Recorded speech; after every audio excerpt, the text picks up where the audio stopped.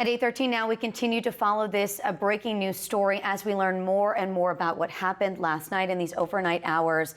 We know that the operations have changed over from search and rescue to search and recovery after a plane and a Black Hawk helicopter collided. This is in D.C. Our team coverage continues this morning with a special guest here in studio. We've got Orlando Fire Department Assistant Chief Walter Lewis joining us here on set. So glad that you're with us this morning, sir. So much to talk about. Yes, ma'am. Walked over to the fire station just a little while ago, asked for an interview, so we thank you for being here with us.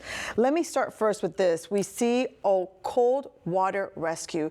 This type of training, do you start to switch staff personnel going into these cold, icy waters? Walk us through what they're doing right now. So fortunately in Florida we have much warmer temperatures, but we still, when we dive, we utilize exposure suits or dry suits to maintain our body temperature to a regular level. So this way we can sustain our operations. In that cold environment, many of my friends that work up in that region, they train heavily in those environments to be prepared to acclimate their bodies and use appropriate equipment so that they can respond accordingly. You know, we know the call came in last night. They said around 8:48. We just brought you a live press conference, by the way, here on Spectrum News 13. It quickly escalated. They realized, right, that this was a plane crash of great magnitude. They needed all the first responders. They had about 300, they said, descending upon that area in D.C. and working feverishly throughout the night. What is it like when you're working in tandem with these other agencies? Because this is such a huge response. What have you guys done in the past in terms of that coordination? So any incident starts and ends locally. So it starts small with an immediate response.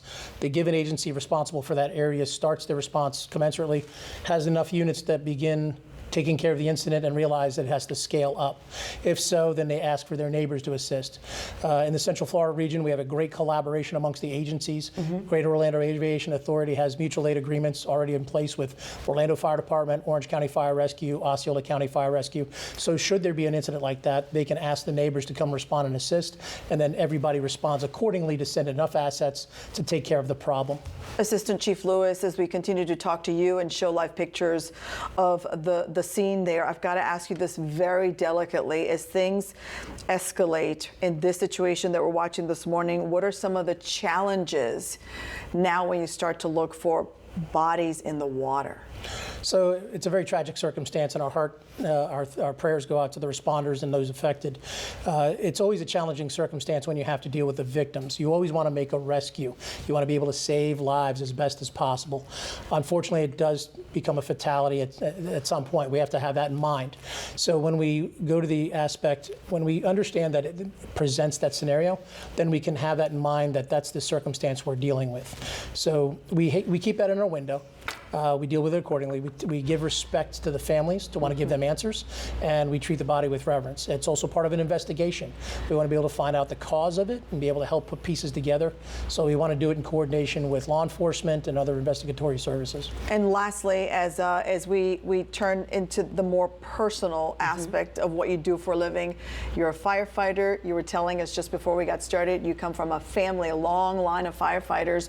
On a personal level, the staff dealing with the situation, they've got to start to rotate because they're dealing with the mental component of this, right, and the physicality of dealing with icy waters, the windy conditions, really, really treacherous conditions. Certainly. Our respects go to those members that are responding today, but anywhere that these circumstances can happen.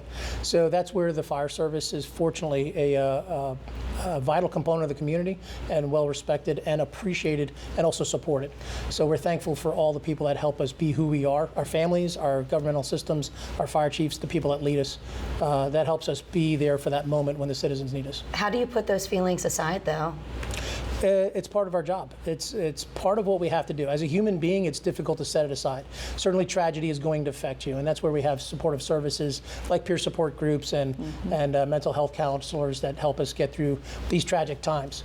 But also we have to have a bit of an understanding that this is also what we're going to see in the course of our duties. So having supportive measures on the backside once we respond is a great asset to our capability.